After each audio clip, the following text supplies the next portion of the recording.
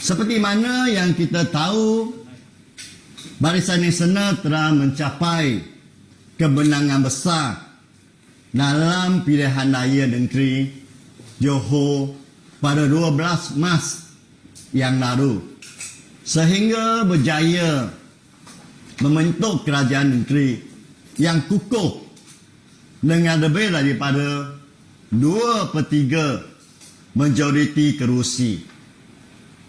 MCA telah pun memperoleh pencapaian yang gemilang dengan merampas semula 4 kerusi DUN.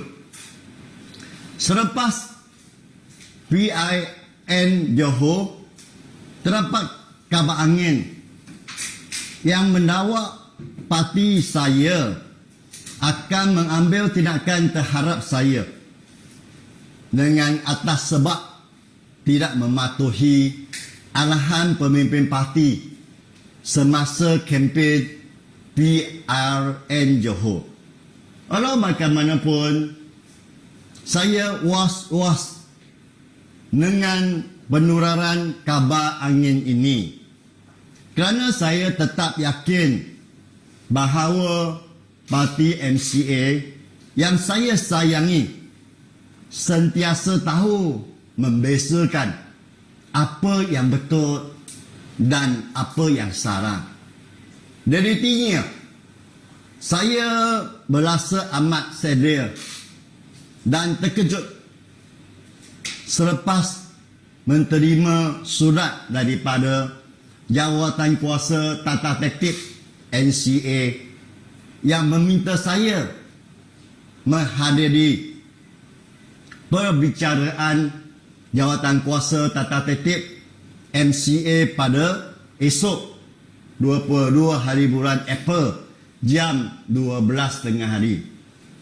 Saya berasa heran dan bingung kerana perbicaraan ini berpunca daripada sidang media yang saya adakan pada 20 hari bulan Februari yang lalu. Apa yang saya lakukan hanya memohon maaf kepada penyokong dan pengundi secara peribadi serta memberi penjelasan kepada mereka mengenai kebenaran saya tidak dinamakan sebagai calon pada pilihan raya negeri Johor itu.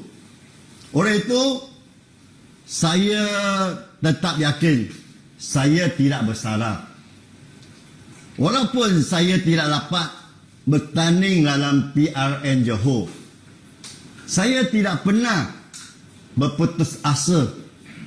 Malah saya memberi sokongan penuh hati dan membantu calon-calon Barisan Nasional di Pontian sepanjang tempoh berkempen.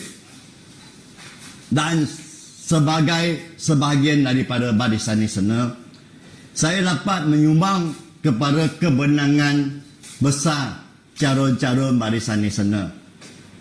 Selain itu, sidang media saya yang memberikan penjelasan tidak sepatutnya dijadikan isu jika berbanding dengan isu beberapa pemimpin parti yang berpakat dengan parti pembangkang. Lagipun, ahli-ahli parti tersebut hanya diminta keluar parti secara sopan dan bukannya mendahului perbicaraan jawatan kuasa Tata Tertib MCA. Jangan terlalu berpuas hati dengan pencapaian MCA dalam PRN Johor kali ini, kerana ia hanya satu permulaan. Pilihan raya umum ke-15 akan datang tidak lama lagi. Presiden haruslah mengutamakan perkhidmatan kepada rakyat tetapi bukan membahayakan masa dan tenaga untuk menyasar dan mendekan seperorangan parti. Presiden haruslah meningkatkan semangat ADI dan pemimpin akan umi kerana perantikan calon-calon PIN Johor yang tidak memegang sebarang jawatan dalam parti telah mengecewakan mereka. Selaku Menteri Pengangkutan, cara-cara Presiden menghadapi isu masyarakat memang sama seperti apa yang dinyatakan oleh bekas Presiden MCA Tan Sri Dr. Chua Soe Rek. Beliau suka mengelakkan daripada masalah. Elak sana, elak sini, tanya A, jawab soalan B. Itulah cara beliau. Dan apabila menghadapi isu yang besar, beliau hanya mampu menjawab, setiap orang mempunyai ibu bapa. Jangan melepaskan kemarahan pada Wee Ka Siong. Rakyat memberi sokongan kepada kita untuk memilih pemimpin yang berani menghadapi dan menyelesaikan masalah rakyat.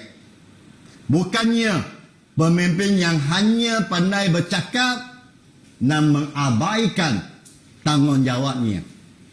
Kemungkinannya Presiden bukan anak Johor dan tidak faham budaya bangsa Johor.